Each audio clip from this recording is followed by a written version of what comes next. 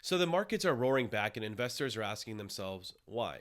Well, the first question we need to answer is why did the markets correct in the first place? Why did they go down so much? Well, shortly after Liberation Day, which was on April the 2nd, which is when massive tariffs were announced against basically every single country in the world, the concern was from the entire market, what's going to happen with these tariffs? Are they going to be removed? Are they staying on forever? How much higher are they going to go? What happens if all of these other countries reciprocate and put tariffs back on us? And now we're dealing with dozens and dozens of trade wars with key allies and key trading partners. Well, that was, of course, a major concern for a lot of investors. But then, really, to summarize it all, it comes down to execution risk. Can the Trump administration actually execute on what is really the main purpose of these tariffs? As I've talked about before on many videos, I never once believed that the purpose of these tariffs is to eliminate the income tax. It is purely a play to try and negotiate some sort of leverage over other countries, whether it's trading leverage, economic leverage, or national security leverage. That is the purpose of these tariffs. Now, the risk is that the other countries are upset by these tariffs and maybe they don't want to negotiate or maybe they reciprocate, as I mentioned earlier. And then this turns into a long, drawn out trade war, basically with dozens and over 100 countries at the same exact time. It really doesn't matter how big an administration is. That is a tough task for anyone to try and get through. Now, the Trump administration has strategically sort of tried to resolve some of the market's fears by striking some deals pretty quickly. Now, as I've also mentioned in recent videos, with the midterm campaign season coming up, the administration does not want to go into the midterms with a massive trade issue, right? It's not going to bode well for voters and the Republican Party. If they want any chance of retaining their power in government, they're going to need to resolve some of these trade issues. And so you quickly saw a deal with the United Kingdom, one of our key allies, that gave investors a lot of confidence that the trade team actually knows what they're doing. And then now we're seeing conversations with China where both sides went from basically hating each other to still sort of hating each other, but now they're at least at the negotiation table and they've decided on a 90-day reduction in tariffs, which is a massive deal because the US and China obviously are the largest economies of the world and major trading partners. So if any deal is most important, it's certainly the deal with China. But there's still a lot more progress that we need to see before we could claim success or really be too happy about the progress. There's deals that need to be made with the EU, with India, South Korea, Japan. There's still a lot of deals to be made. And so investors need to pay attention to what's going on in the economy and with the overall trading dialogue that's happening. But from a confidence standpoint, we should feel a lot more confidence where we are today than where we were even a week ago, because at least we've got some positive headlines. And as I've spoken about it and wrote about in my newsletter to clients, that's really all we need.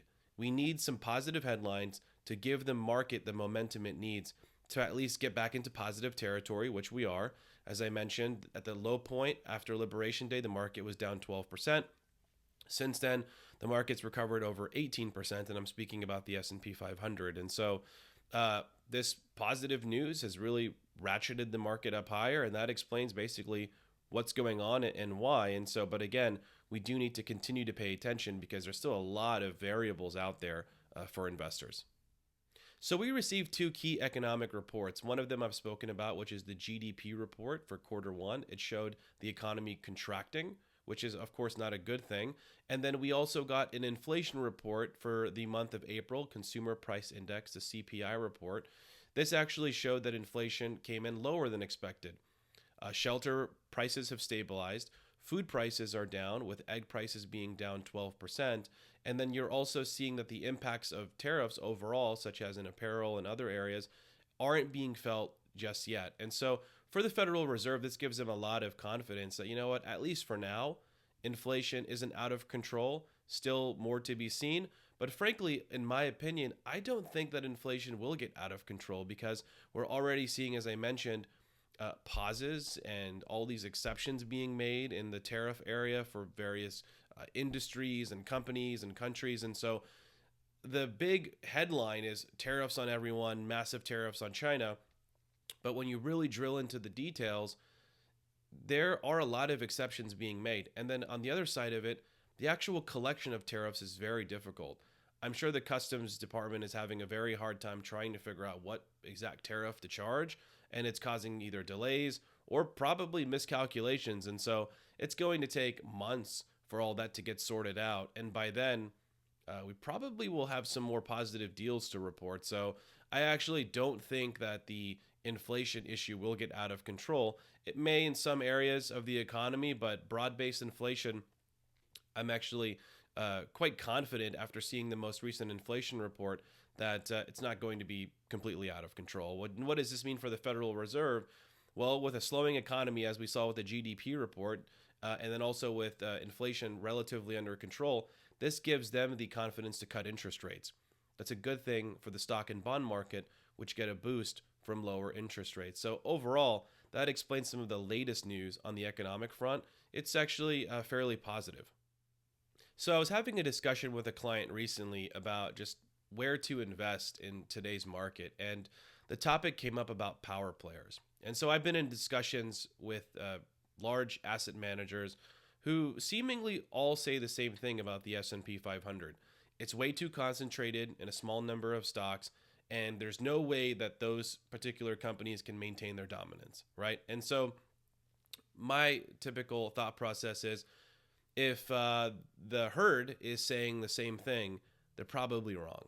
And frankly, if you look at the list of power players that are traveling to the Middle East with the Trump administration, these are all massive, S&P 500, Mag 7, large companies who are going there using their political influence, their economic influence to strike even more deals with potentially countries that were inaccessible to them in the past.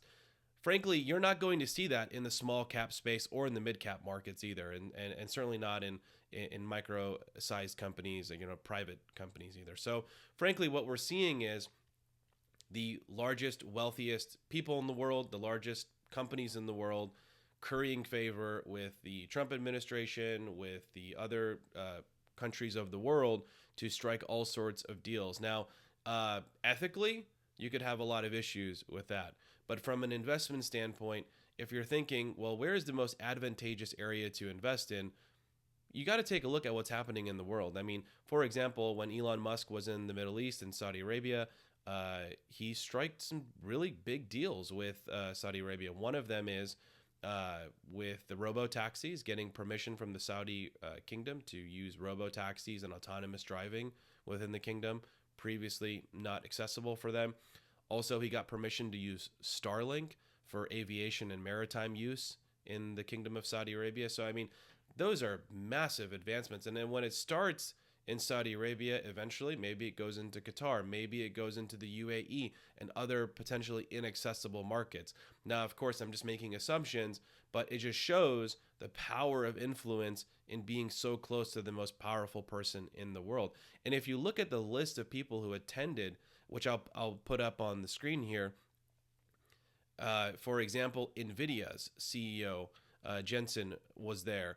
AMD CEO Lisa was there as well. And so what did they do? Well, NVIDIA was able to strike a deal with Saudi Arabia as well to potentially get more high-powered computer chips for the kingdom, which was, of course, from a national security perspective, the U.S. is very secure with what level of powerful chips are allowed to go to other countries, even to allies, and certainly to potential adversaries.